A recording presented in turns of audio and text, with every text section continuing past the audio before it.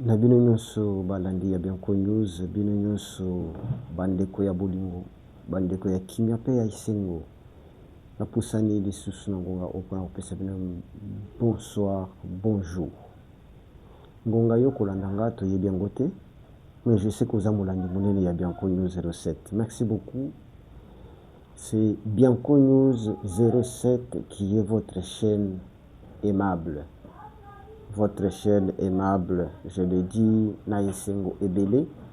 Parce que makambo ebele tozali koyoka, makambo ebele tozali kolanda. Merci beaucoup. Na Bianco News ya ngonga oyo, toza na 2 points. 2 points. Nazo misaka 2 points, 2 points, 2 points, 2 points, parce que tous les kanako. Moni soki na lekisi lo ba point ebele, peut-être on maîtriser en bien. Et nous sommes avec vous à chaque fois, à chaque moment, tokobimisa oye sengeli pote toyeba.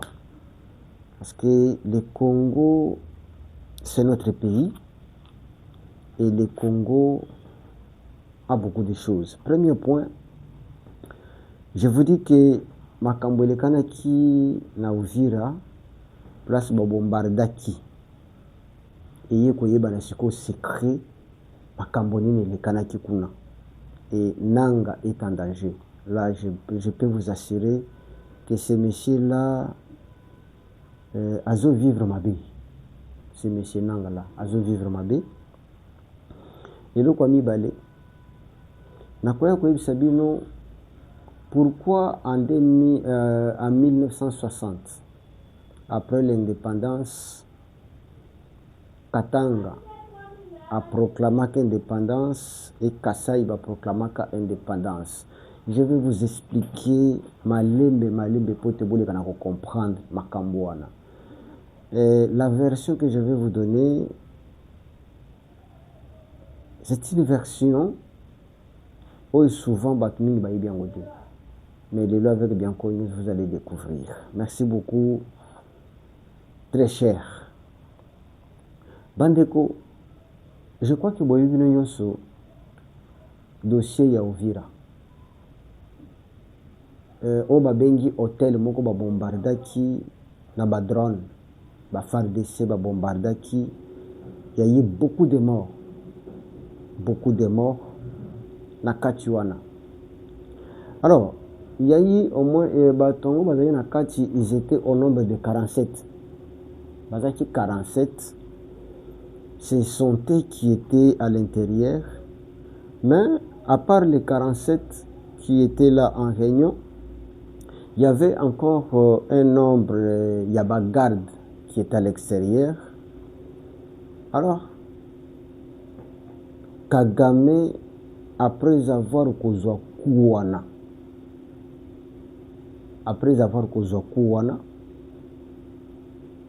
il y a un suspect numéro 1, d'après Kagame. Le suspect numéro 1 s'appelle Nanga. Je vous dis ceci. Cette réunion était composée simplement de Tutsis congolais. C'est là où je voudrais que vous puissiez comprendre. Parce que lorsqu'on vous dit que non, système qui est installé, c'est pour vous détruire, vous Congolais, ou bien nous Congolais, bah, tout le monde va comprendre en côté. Cette réunion avait pour objectif pour attaquer MOBA 1 et MOBA 2 pour te battre Makaleni. C'est ça l'objectif de la réunion. Réunion au Bakotaki. Il y avait 47 personnes. Et dans 47 personnes, il y avait 39 Tutsis rwandais. Mais il n'y avait que 8 Congolais. Retenez déjà ça. Dans cette réunion, il y avait 47 personnes. Et dans 47 personnes, il y avait 39 Tutsis. Et il y avait 8 Congolais. La réunion avait pour objectif d'attaquer MOBA 1, MOBA 2 et d'attaquer Kalemi. Maintenant, tango et réunion les Salema, des drones mataki et bombardés. Bango nyonso mutabiki azati na kati kuna. Maintenant, avec ces coups-là, perte wana. Parce qu'il n'y avait pas de petits messieurs, hein. Il n'y avait que des généraux et des colonels. Oyo Kagame acha pona kosala plan ya attaque to plan ya guerre. Lorsqu'on les a bombardés, Kagame se trouve maintenant en difficulté parce qu'il a évité qui va commander. C'est pourquoi Bozomo a même communiqué à Kolobakeno, Tozotika Ovira. Hein? Bien connu, Azoya Abino. Donc, c'est-à-dire, lorsqu'ils ont constaté que tous ceux qui étaient là pour commander sont morts, bah trouver que non, maintenant, bah trouve Batikali en l'air. C'est pourquoi bazoa qui rapidité à Koya Kolobakeno, Tozo ko se retirer na Ovira, Tozo nga, Totika Ovira na maboko ya nani ya ONU, to Monisco, Luputa. Et ça que les commandants qui dirigeaient les choses, bien, qui dirigeaient les opérations, bango nyonso baza nguluti na kati ya bombo wana. Bako sabino te ba sabino que non ba tikinde non ba kimi parce que qui devrait encore commander? Parce que ceux qui étaient là pour commander bango nyonso bakundami na kati ya ndako wana na mwa bombo babetaki bango na drone wana, ça a tué tout le monde au bazai na kati wana. Et ça a même touché des militaires qui étaient à l'extérieur pour na ko donc batikali zaka ba militaires au bazaki libanda pour la sécurité na ba chauffeur parce que il y avait au moins ba jeep belé. C'était 21 jeeps. Oui, il y a qui n'a batouana. Au moins 21 jeeps. Oui, il y a qui n'a batouana pour tenir une réunion à Bango, pour planifier comment attaquer Moba 1, Moba 2 jusqu'à Kalini. Et ceux qui vont comme à Kalini, vont continuer à Katanga sans problème. Alors, après avoir subi ça, Kagame a Benginanga. Quand a Benginanga qui est en Rwanda, Kagame pour lui, yo moto tekaki disque. Yo moto lobaki. Bazui téléphone ya nanga. Pour ba vérifier kaka asolola kina nani. Ba yoko trouver que na kati ya téléphone ya nanga moto asola kina na tongo wana ezaki ka mwasi na ye madame ne oza na Canada. Madame na ye oza na Canada. Oza na Canada disons. Nde téléphone to nde appel oyo bayaki kokuta tango Kagame a vérifié na kati ya téléphone ananga parce que nanga babotola ki na ba téléphone pour vérifier Kabatala il a parlé avec qui parce que pour Kagame comment ces gens-là FARDC va comprendre ndenge nini que y a une réunion qui est en train de se tenir na kati ya hôtel wana. C'est ça Kagame.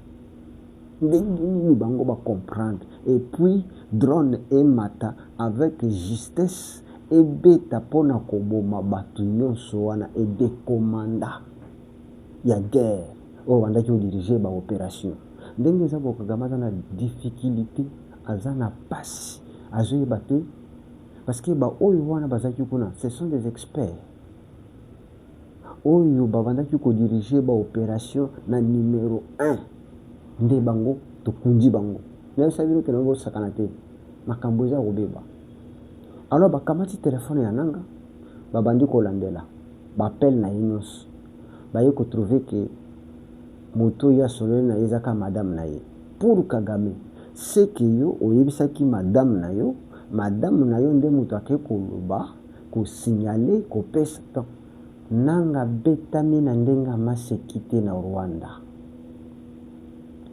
nanga abetami na batuti na ndenga bosakana te et pas Kagame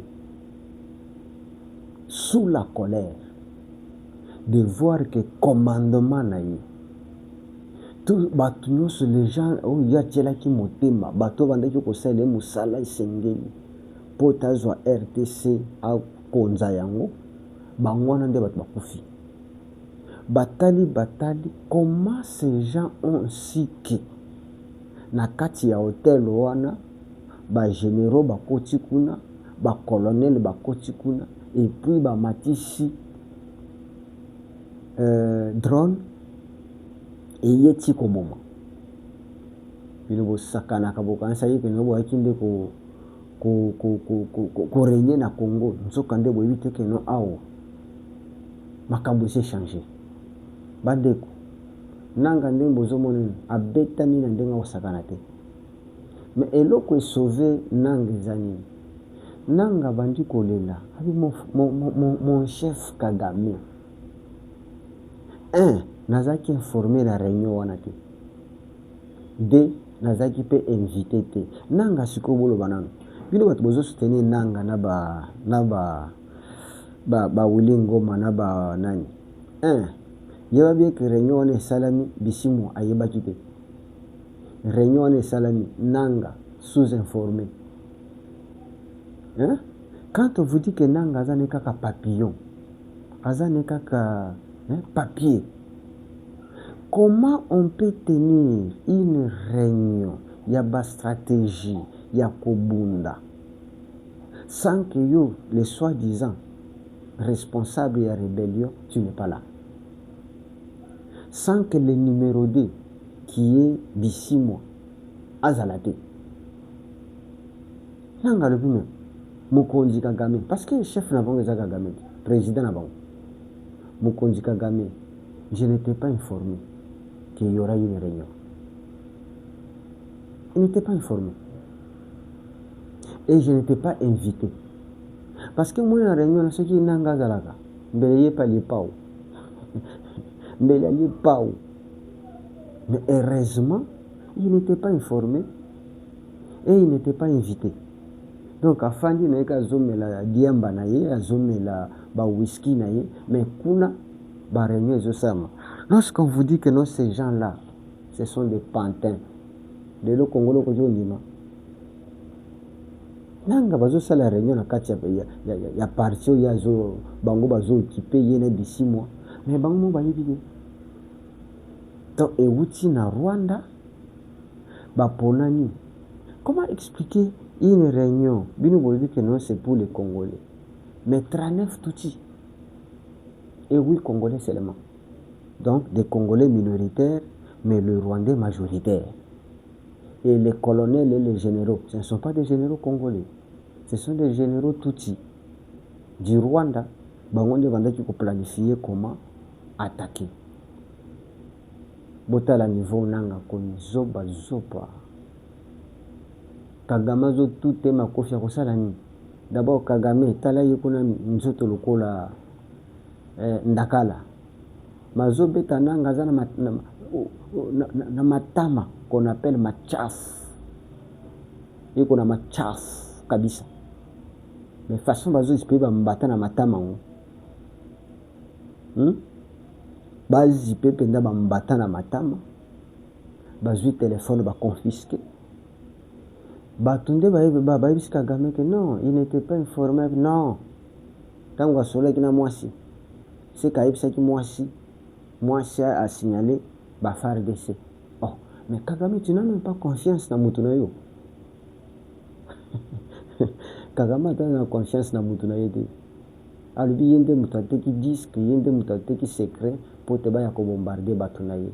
Donc faut comprendre que ces messieurs-là est vraiment en difficulté. On a premier point, donc on a Betami, on est suspecté comme étant celui qui avait donné le plan, il y a qui FARDC, allez quand on drone, ba bombarder, batunaye, les 47 personnes qui étaient dans cette réunion à mon côté à vivre, bangonyo subi bembe. Ça c'est bien connu, je pense au partager déjà. Partagez Kandeko, partagez ceux qui ont eu l'occasion de partager ça. Partagez aux autres, et bandeko s'abonner massivement pour que notre chaîne aille de l'avant. Toki sikoyo na deuxième point,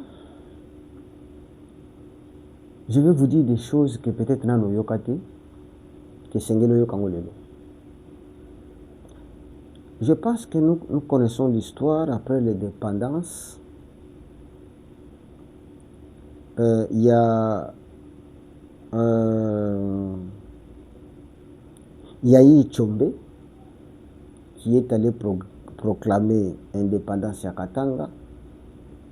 Il y a eu Moulobo Kalonji, Albert Kalonji, qui est allé proclamer indépendance à Kasaï. Souvent, Toye Bakate. D'où venait cette situation? Bandeko tribalisme et bandé de tribalisme, Namboka na biso, c'est sa faiblesse. Oyezo sala ke lelo to souffrir. Tribalisme de faiblesse ya ba Congolais ezo sala ke lelo. Kagame peut vous utiliser facilement et vous manipuler. Rappelez-vous que dans les temps, à un moment d'indépendance, il y a deux partis politiques qui étaient connus. C'était Abako et MLC. Commençons par Abako. C'est quoi Abako? Balobi Association de Bakongo. Il y a un combat parti politique. Lisanga ya Bakongo. Abako. Est-ce que vous l'avez dit? Lisanga to association ya Bakongo. Dans la place source, il y a tribalisme et bandit. Maintenant, quand ils ont lutté pour l'indépendance, quant au pouvoir, il fallait que Kabolaka Bamuna Bam. Ring Bazalaki. Donc, dans MLC, il y a Lumumba. Il y a un groupe association, parti politique, bien sûr, mais Lumumba étant Mutetela. Mutetela, na Bangala, baza à peu près ndenge moko. Landa sikoyo bien. Na Mutetela, na Mungala, babenga na kabanoko. Bolanda. Donc, on s'est retrouvé dans Katia pays avec des bikolo bazo diriger pays. Na Katia des bikolo na banda qui diriger pays, ça fait que les autres vont se sentir lésés. Oh, bien connu. Bien. Les autres vont se sentir lésés. Ce que tu as dit, au Komonake, Lumumba a économé Bomboko. Pourquoi Azuken économé Bomboko? C'est parce qu'Azan de Konaye Mungala. Azan de Konaye Balo va peu près Monokomoko. Baza Bato va benga na Kabanoko. C'est-à-dire, à partir de là, ça fait que maintenant Tchombe s'est senti un peu biso Bakatangé toza abandonné. Po boleka na koyeba po biloko wana bakoyebi songo te okoyeba ngo te. Soki ozoyoka bazobaka no Tchombe ennemi numéro 1 ya Lumumba, c'est à partir de ça. C'est à partir de ça. Parce que Lumumba a privilégié Batunaye pe Bangala. Batetela oyo bazaki déjà na renommé Eron bazaki mingité, mais ba oyo Bangala bazalaki. C'est ce que vous avez que lorsque Lumumba arrive na poto, ayo kutana Mobutu. Mobutu étant Mwandi Mungala, Lumumba yambi avec Sengo nyonso. Pourquoi? Parce qu'aza pire mutu na ngai oyo bandeko na ngai oyo banoko. Alors ce que Lumumba avait fait avec Mobutu, ce n'était pas dans le sens que non, c'est un Congolais boye. Non, non. Azwaki yango na cadre ya que non, noko nanga. C'est pourquoi ozomona que non, ba Bomboko, ba Mobutu, ba tunyo so approché ki pembeni, les aba obazaki ba pilier ya monoko mboka. Dans la source à tribalisme. Kotoyo ba Congo, Abako, donc parti à Congo. Ok, Kotoyo MLC. Il y a Lumumba, parce qu'il y a un monde qui parti à un moment où on est makasi. Tango yazo sala, azo pona, banani oye, asengeli, azana bango. Et il a négligé les autres. Bozolandanga bien. Tchombe étant constatant que non, nous ne sommes pas considérés, c'est alors que Tchombe rentre au Katanga. Parce que na Katanga, Tchombe azalaki voté comme étant président de l'Assemblée provinciale à Katanga.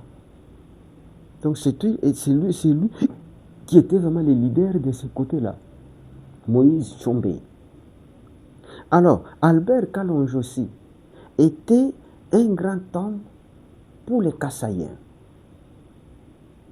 Sentant que nous sommes lésés, bazo biso penza nanani te bazo favoriser bandeko na bango ba Congo, bazo favoriser bandeko na bango ba Congo parce que parti yango moko kana kombo ezo bani non nani Abako, donc de Bakongo, association de Bakongo, Koto MLC quoi que ezalaki neti nani, mais il a privilégié bandeko na ye bangala.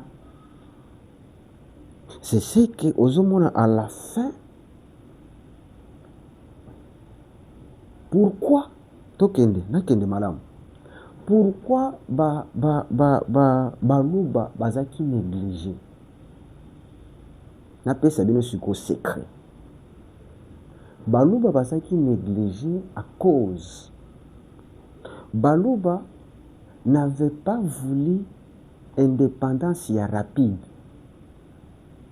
Baluba balingaki indépendance eya malembe ndenge donc ba préparer ba Congolais pour te tozwa indépendance. Tala ndeko na ngai bandeko na biso baluba wana ato fingi bango moko zongisa lolemo sima babanda lelo te bato wana. S'il vous plaît, ndimanga na biso biloko wana. En 1959, en septembre, il y a eu génocide des Kassaïens. Et le Wamakade, mais retenez qu'il y a eu génocide des Kassaïens. Et génocide à Kassaïen et Outakiwat. Suite, il y a réussi à accompagner Lumumba avec indépendance rapide. Lumumba à Bako, ils ont considéré que non, les Kassaïens balingé indépendance. Bisto limito que de raka, tout comme indépendant. C'est pourquoi koyoka que non, désordre bandeli wapi na imka na banani parti politique ya Bako bango nde bato bando sala réunion na bango et tango makambo match ndenge boyebi désordre de bandana parce que Kassavubu n'est pas venu. Donc haine contre Baluba et Outaki à partir ya koboy ya ke tokende mbango na kozwa indépendance, il faut tokende malembe. Tandis que les autres, les Bangala, Lumumba et les Bakongo, pona bango mbalamu ko pesa biso kwa indépendance. Bon pesa biso kwa indépendance. Alors voyant que c'est Baluba ici, baza na nani na biso na batoza na bango ligne mon côté, ça a créé une haine contre les Baluba. Il y a eu génocide de Baluba en 1959. Ces génocides-là, comme on va dire Koboma Baluba, c'est ce qui avait poussé Albert Kalonji. Il y a Koluka ko protéger bandeko na ye. Nazo fongola yo comprendre. Albert Kalonji a proclamé l'indépendance ya Kasaï parce qu'il a senti qu'on n'était pas aimé par les autres. Parce que les autres, après avoir causé indépendance, balobi que les Baluba, vous ne pouvez pas mériter parce que bozala qui pour toute indépendance rapide. Puis nous bolinga ki ba to melanano na ba belge boye. Bola nanga malamu. Alors, Nani Tchombe, de son côté, voyant que Bazo nommé kaka ba proche ya monoko mboka, c'est alors Tchombe dirait tiens, donc Boyende, allez, akepe na Katanga a proclamé indépendance ya République à Katanga. Dans la place sur ces bandits à Barankini. Retenez ça. Que les Balouba ici, que vous négligez, Bazakamaye les Makasi. Mais au moins je suis un analyste. Les Balouba ne voulaient pas l'indépendance rapide. Tandis que Abako et MLC voulaient l'indépendance rapide. Lorsque Bayoko soit indépendance rapide, les Balouba étaient considérés comme étant vous ne méritez pas les gâteaux parce que vous n'avez pas lutté avec nous. Vous ne voulez pas que tous soient indépendance directement, rapidement. Tandis que les Bangala devraient prendre Nakatuana. Et les Bakongo aussi voulaient être Nakatuana. Et lorsque les nominations approchent la faveur, et on a favorisé plus les Bangala et les Bakongo en abandonnant les Balouba et en abandonnant les Baswahili, Bakatangé. C'est ce qui a poussé que Djombe puisse proclamer son indépendance. Parce qu'il a trouvé que nous sommes négligés. C'est ce qui a poussé que Albert Kalonge puisse proclamer l'indépendance du Kasaï. Parce qu'il voyait comment on tuait les gens par l'armée. Et en ce moment-là, l'armée était majoritairement composée par des Bangala. C'est pourquoi, Naïbi Sabine bien, allez-y comprendre Botala ba généraux mingi oyo bazaki na Mobutu. Bangwandi na Bangwandi. Na pesa bino bakombo. Mukomona. Pino bozo ba tribalisme lelo. Mais bano baza ba tribaliste te. Bano baza ba tribaliste te. Je vous dis la vérité. Na pesa bino exemple moko. Lorsque Mosé est arrivé ici, non, Tobandana, Natango na Mobutu. Est-ce que savez-vous que langue yaba militaire n'était que le Lingala? Oui. Bato ebele kutu bazwa bakombo Bangala po azwa ka grade. Po azwa grade, il faut azwa kombo Mungala, nzoka ndaza mu Congo. Po amata grade, il faut azwa kombo ya Mungala, alors kaza mu Swahili. Tout ça ezaki nini parce que les Bangala avaient le contrôle de tout. Zena bando cité bino mo muke. Bokomona ke ditan de Mobutu na tango Zaïre, ba généraux ba régna. Oyoka Nzimbi. Général Nzimbi. Vous voyez bien? Ngwanzi. Général Likulia. Bangwanzi. Général Baramoto. Bozolanda. Général Mayele. Ba général Liwanga. Paul Nanga bien. Liwanga. Ba général Bolozi. Ba général Mavoa. Ba général Iluki. Hein? Général Wabali. Waniza bato boyi penza te. Wabali. Général Bosange. Landa ba généraux nyonso Bosange. Général Bompese. Général Lopanda. Général Singa. Général Luwanga. Général Somao. Est-ce que Bolandi? Ce que taliba généraux nyonso ba régna. O beach kuna bazwa nitina basala ba beach na bango ba port na bango tout consort. Ce que tali la majorité ba généraux nyonso wana, ce sont des Ngwandi. Pourquoi? Parce que bazaki batu ya Mobutu. Armée ezaki dirigée par les Bangala. Vous suivez? Donc ça veut provoquer maintenant Et créer Kasikuyo, moi, mécontentement et pas baninga. Bandeko bakasaye oyo bozomona. Babandi konyo kwa malelote. C'est un peuple que j'adore.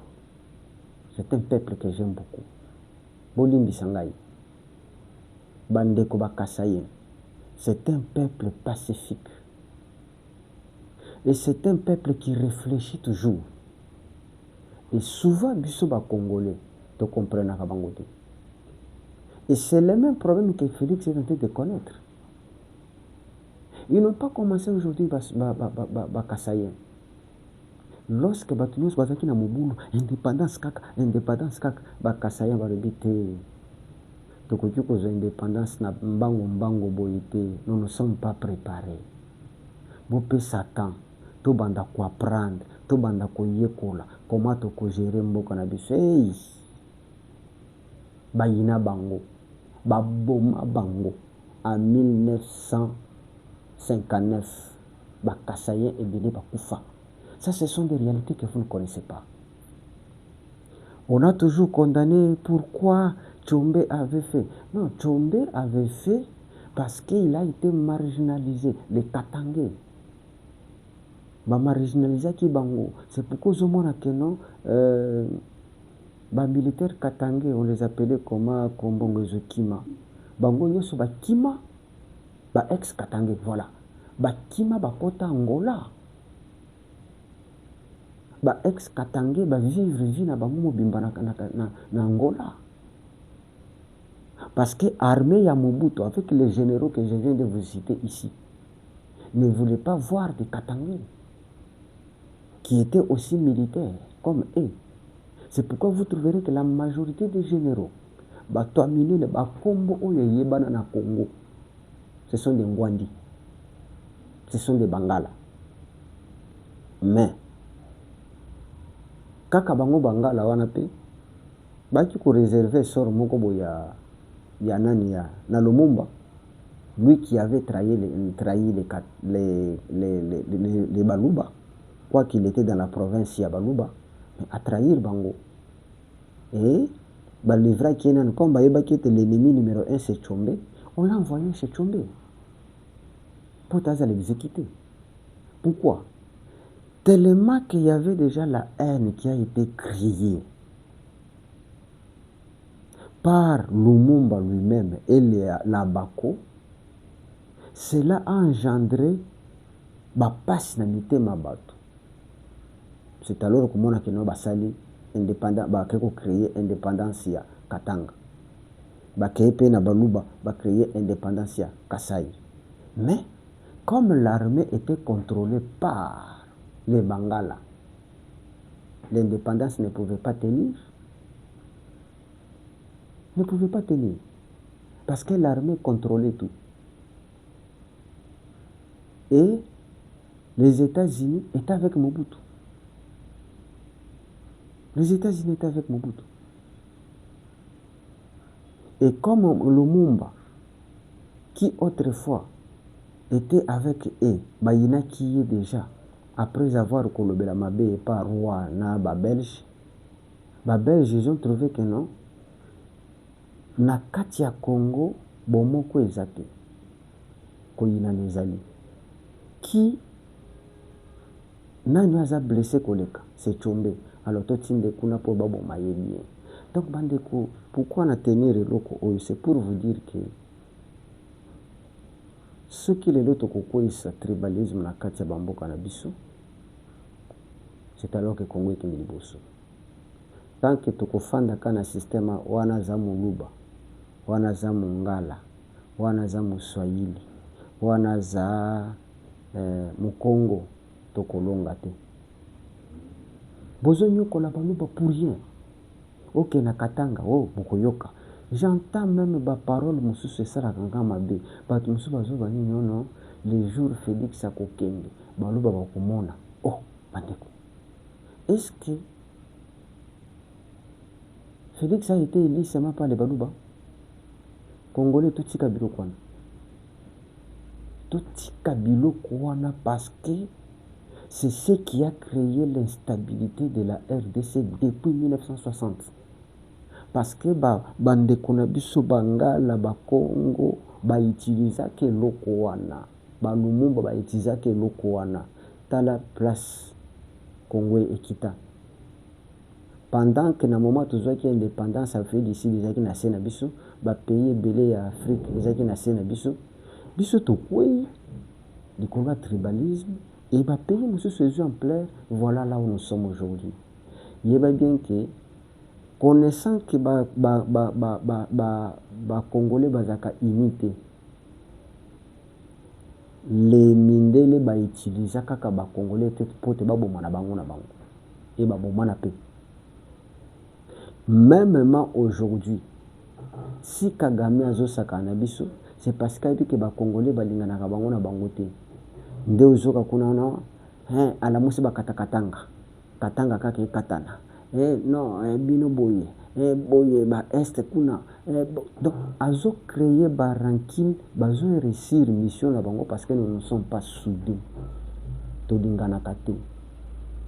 Moyena kinde musike ezate comprendre d'où vient ba rancune, d'où vient la chute du Congo. Eza likambo ya tribalisme ya utakala. Et bandi le loté. Ceux qui toyokaka baluba. Ceux qui toyokaka bakasayen. Keto kende malembe. Pona kozwa indépendance na biso. Mbele nyonso ye le loté. Mais ceux qui paient le loto koyoka bantu wana te. Tokeka na désordre na biso alongwa kuna ata ba Rwandais baya ba diriger biso Kagame Kabila boye. Oui, pouvoir oye kokwe, mais souffrance oye Congolais ko connaître lisusu. Bakoko na biso bakoya kobeta ba histoire oyo zobeta lelo. Tango esalamaka biso tozalaka te. Tango barankini wana balumumba ebanda na babako ebanda. Biso tozalaki te. Toye kobota matukuti yango. Le tobeta ba histoire yango. Tozwi chance ya kozwa un homme d'État. Un homme, un vrai Congolais qui a le souci de faire décoller le Congo. Mais mingi kati na biso tolingi te. Vous trouverez Bakatangé qui vous dit que non, je préfère travailler avec Kagame et les Rwandais que travailler avec Félix Kiemuluba. Seigneur Jésus, je préfère travailler avec Kagame et les Rwandais que travailler avec Félix Kiemuluba. Voilà niveau tozali. Bon la ike émission, bon partageant pour masolo betama, mais tout tikala koyeba te la source ya indépendance à Kasai, to indépendance ya Katanga. Source ya wana utiko révéler bino, ça c'est bien connu, toujours na katia koluka, toujours na katia koyebisa bino ba vérité. Ciao. Na sepela kamingi ceux qui bino bozali kolanda te